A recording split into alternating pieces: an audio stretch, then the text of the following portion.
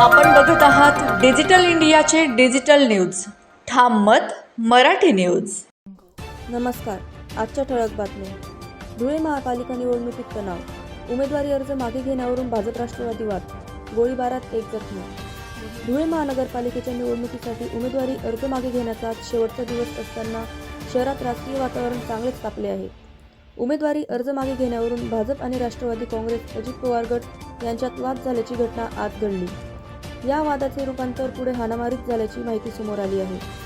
देवपुरातील नेहरू नगर परिसरात असलेल्या चर्च भागात हा वाद सुरू असताना अज्ञात व्यक्तीने अचानक गोळीबार केल्याची धक्कादायक माहिती मिळाली आहे. या गोळीबारात बंटी कांबळे हा जखमी झाला असून त्याच्यावर खासगी रुग्णालयात उपचार सुरू आहेत. जखमीची प्रकृती स्थिर असल्याचे सांगितले जात आहे. या घटनेमुळे धुळे शहरासह राजकीय वर्तुळात मोठी खळबळ उडाली असून परिसरात तणावाचे वातावरण निर्माण झाले आहे.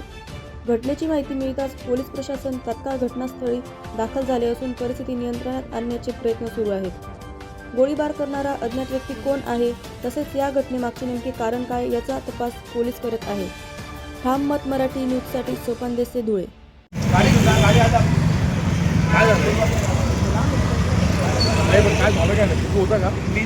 मला सांगितलं